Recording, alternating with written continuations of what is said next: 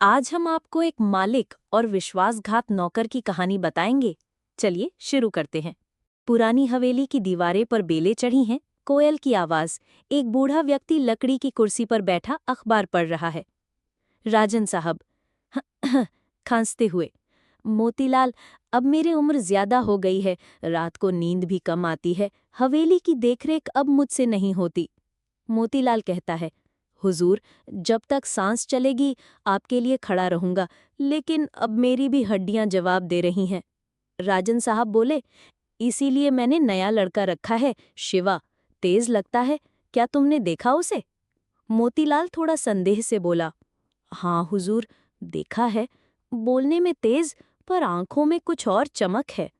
शिवा दूर खड़ा सुन रहा है, मुस्कुराता है, पर नजरें चुपचाप घूम रही हैं। मोतीलाल अपने बेटे किशन से बात करता है। बेटा, पढ़े लिखे हो, फिर भी नौकरी नहीं मिली। सोचता हूँ मालिक से कहूँ कि तुम्हें हवेली की जिम्मेदारी दें। किशन बोला, बाबा, वो शिवा मुझे सही नहीं लगता। रोज मालिक के कमरे में चुपचाप जाता है, कुछ तो गड़बड़ है। एक रात शिवा चुपचाप एक चाबी से तिजोरी का ताला खोलता है, हाथ में एक नकली चाबी है। शिवा धीरे से मन में सोचता है, बूढ़े राजन की पूरी दौलत, और अब मैं इसे लेकर चला जाऊंगा। तभी दरवाजे के पीछे हल्की आहट। किशन छुपा हुआ है, सब देख रहा है। राजन साहब कुर्सी पर बैठे हैं, किशन और मोतीलाल सामने खड़े हैं। किशन बोलता है, हुजूर, बीती रात शिवा तिजोरी में घुसा, मैंने खुद देखा। राजन साहब कहते हैं, क्या तुम सच बोल रहे हो? मोतीलाल कहता है, मालिक, मैं जानता था, उसकी नजरें साफ नहीं थी। राजन साहब शिवा को बुलवाते हैं। शिवा, ये क्या सुन रहा हूँ? शिवा कहता है, मालिक, किशन मुझसे जलता है, वो खुद हवेली की जिम्मेदारी चाहता है, झूठ बोल रहा है।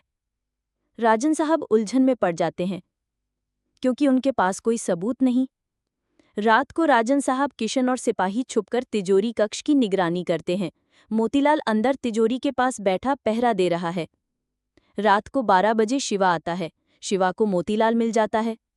शिवा गुस्से में कहता है, हट जा बूढ़े, वरना इस बार तुझे जान से मार दूंगा। मोतीलाल, जब तक जिंदा हूं तिजोरी को कोई हाथ नहीं लगा सकता। शिवा धक्का देता है, मोतीलाल गिर पड़ता है। तभी सिपाही और राजन साहब निकलते हैं। राजन साहब गुस्से में बोलते हैं, बस बहुत हुआ, सच्चाई सामने है, तुम गद्दार निकले शिवा। शिवा को सिपाही पकड़कर ले जा रहे हैं। शिवा चिल्लाते हुए बोलता है, तुम सब मुझसे जलते थे, ये हवेली मेरी होनी चाहिए थी। राजन साहब, हवेली उन्हें मिलती है जो वफादार हों, धोखेबाजों को नहीं। शिवा को जेल में ले जाया जाता है और उसे जेल में बंद कर दिया जाता है। मोतीलाल के हाथ में पट्टी बंधी है, किशन पास बैठा है। राजन साहब मोतीलाल से गर्व से कहते हैं, मोतीलाल, तुमने फिर वफादारी की मिसाल पेश की। अब मैं हवेली की पूरी जिम्मेदारी तुम्हारे बेटे को देता हूँ। मोतीलाल, आंखों के आंसू, मालिक, आपने मेरा जीवन सफल कर दिया। किशन, मैं कसम खाता हूँ, मैं भी आपके नाम की इज्जत बनाए रखूंगा। अब किशन मालिक की मालकियत को बहुत अच्छे तरीके से अंजाम देता है। हमें इस कहानी से ये सीख मिली, धन दौलत से नहीं, वफादारी से रिश्ता बनता है।